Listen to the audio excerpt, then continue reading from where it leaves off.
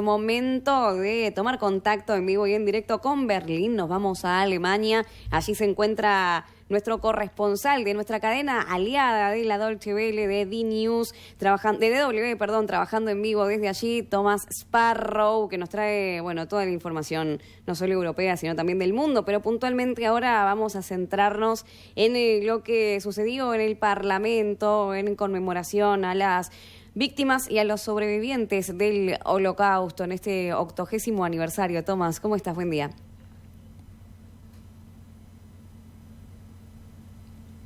Buen día para todos ustedes. De hecho, la discusión en el Parlamento continúa. Está pasando justo mientras estamos hablando ahora, a unos pasos de donde estamos. Estamos en el pleno centro de Berlín y a unos pasos está el Parlamento alemán, donde se está realizando en estos momentos la discusión posterior a esa conmemoración que mencionaste en tu introducción.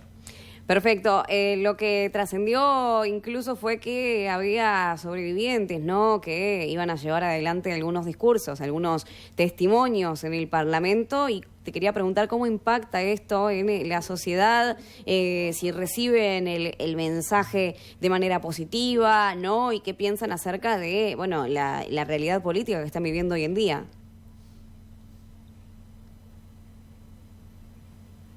Impacta sobre todo de dos maneras. La primera es porque los alemanes pueden escuchar directamente de una persona que sufrió durante el Holocausto qué significó ese periodo y sobre todo qué lecciones deja. Esa es la primera lección. El segundo tema por el cual es importante es porque muchos de estos sobrevivientes ya no están, muchos han muerto, entonces solamente quedan cada vez menos, y de ahí que el enfoque no solamente en esta conmemoración, sino también en otras que han ocurrido en los últimos días, esté también centrado en ayudar a que las nuevas generaciones en distintas partes del mundo, no solamente en Alemania, entiendan por qué es importante esa memoria histórica y sobre todo que no significa solamente recordar o conmemorar a las víctimas, sino actuar en el mundo actual en el que estamos para que precisamente ese tipo de situaciones no se repitan.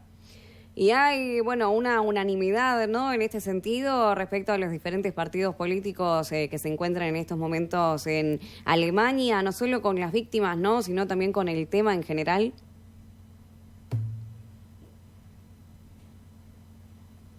No necesariamente, quizás hay unanimidad en el tema de conmemorar a las víctimas, eso sí.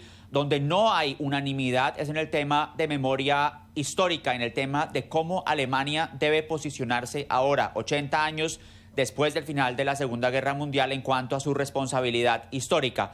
Mientras la mayoría de partidos democráticos representados en el Parlamento sí consideran que Alemania debe mantener e incluso aumentar su responsabilidad histórica, precisamente por los dos temas que menciono, para asegurar que no vuelva a repetirse, para reconocer esa responsabilidad histórica. Hay un partido en particular, y es el partido de extrema derecha Alternativa para Alemania, que ha venido pidiendo en reiteradas ocasiones en los últimos años que se reconsideren partes de esa memoria histórica. En otras palabras, lo que ellos dicen es que los alemanes deben poder sentirse orgullosos de su país de nuevo, que esa culpabilidad que sienten muchos alemanes no debería estar al nivel en el que está, que se ha hablado demasiado del tema y que debería reconsiderarse un poco esa responsabilidad histórica. Y de hecho, hace apenas unos pocos días, en el lanzamiento de la campaña de ese partido Alternativa para Alemania, una de las personas que puso en el debate el tema de la responsabilidad histórica del país fue precisamente Elon Musk, el dueño de X, que dio un discurso remoto, un discurso digital en esa conferencia Alternativa para Alemania, asegurando que esa culpabilidad debería cambiar en el país. Como pueden imaginarse, un comunicado o unas palabras de Elon Musk de ese tamaño generaron una controversia inmensa aquí en el país, porque esa responsabilidad histórica de Alemania es un tema no solamente muy importante, sino sobre todo también históricamente muy sensible.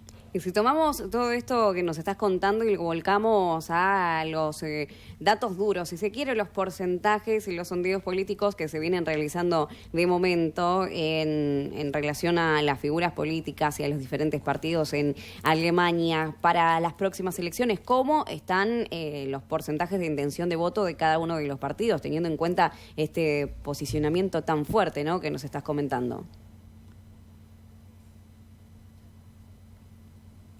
Claro, es que este posicionamiento tan fuerte tiene que entenderse también en el marco de la campaña política que estamos viviendo actualmente en el país, porque las elecciones son apenas en unas semanas, elecciones el 23 de febrero que van a determinar no solamente la composición del nuevo Parlamento alemán, sino después de eso qué tipo de coaliciones pueden formarse y de ahí quién sería el próximo canciller aquí en Alemania. Y de ahí que las encuestas, como bien preguntas, sean particularmente importantes ahora.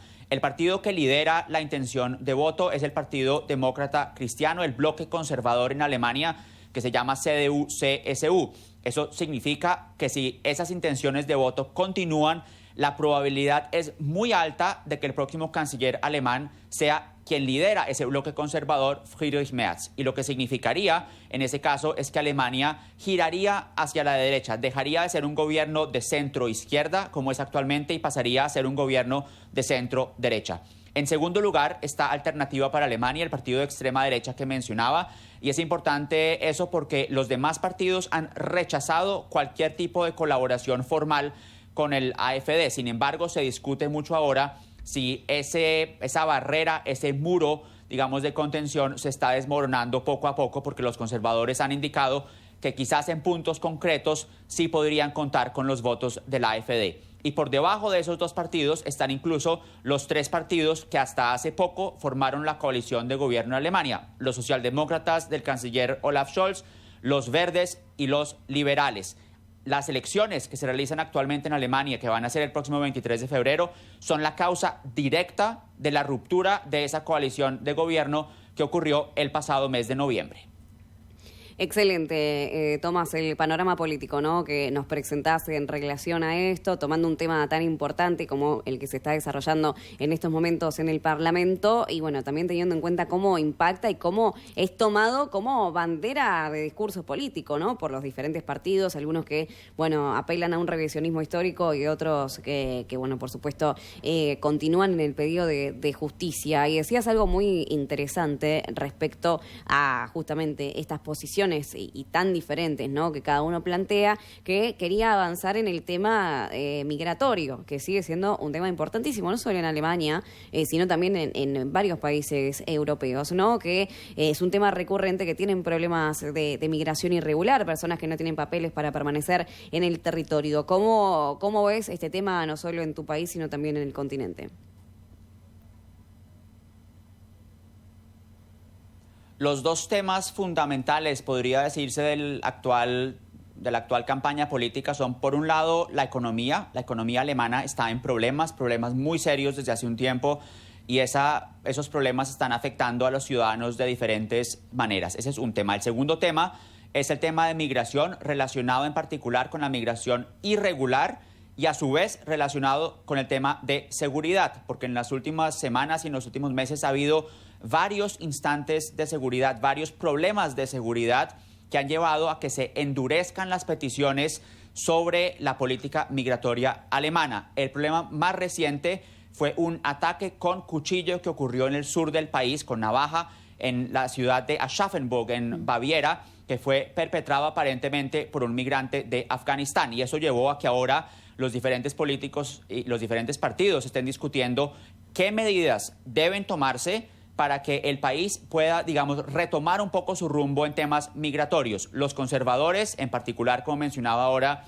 el bloque conservador liderado por Friedrich Merz, probablemente el próximo canciller de Alemania, de hecho, está pidiendo que se endurezcan seriamente las políticas migratorias en Alemania, cerrando, por ejemplo, las fronteras o bloqueando las fronteras, no permitiendo la entrada de migrantes, temas que incluso han sido descritos por abogados como posiblemente ilegales en el contexto europeo. Entonces, ese es el debate que se está realizando actualmente. Y los conservadores han dicho que incluso piensan pasar sus propuestas en el Parlamento, así eso incluyan votos de la extrema derecha. De ahí lo que mencionaba yo hace unos segundos, que en el tema ese del cordón sanitario frente a la extrema derecha, ese muro de contención, hay algunos que están diciendo que ese muro de contención ya está mostrando las primeras grietas. Tomás Sparrow, muchísimas gracias por este pantallazo, este panorama general que nos traes en vivo desde Berlín, desde Alemania. Hablamos, un poco de todo en relación también al tema que se está llevando adelante en estos momentos, la conmemoración del 80º aniversario de la liberación de Auschwitz y también el tema migratorio que va a seguir siendo un tema de agenda y que sin dudas vamos a seguir tocando, ¿no? A seguir hablando de esto y de las diferentes posiciones y también políticas que se llevan adelante. Bueno, te agradecemos, no sé si querés agregar algo más para cerrar y te despedimos hasta el próximo contacto. Pues les agradezco por también tomar el tiempo de discutir esos temas muy importantes aquí en Alemania, que no solamente, por cierto, son importantes en el país, sino también en el resto de Europa, porque la política alemana tiene una influencia muy importante también a nivel europeo. Alemania es o fue considerado la locomotora de Europa durante mucho tiempo. Entonces, cuando hablamos de economía, de migración, cuando hablamos de ese pasado histórico, todo lo que se discute aquí, todo lo que se decide aquí en Alemania, tiene también un impacto muy grande a nivel europeo. Y con eso me despido de todos ustedes desde Berlín. Muchísimas gracias a Tomás Sparrow, nuestro corresponsal entonces de nuestra cadena aliada de DW, de la Deutsche Welle en vivo desde Berlín, desde Alemania. Que tengas un lindo día. Hasta luego.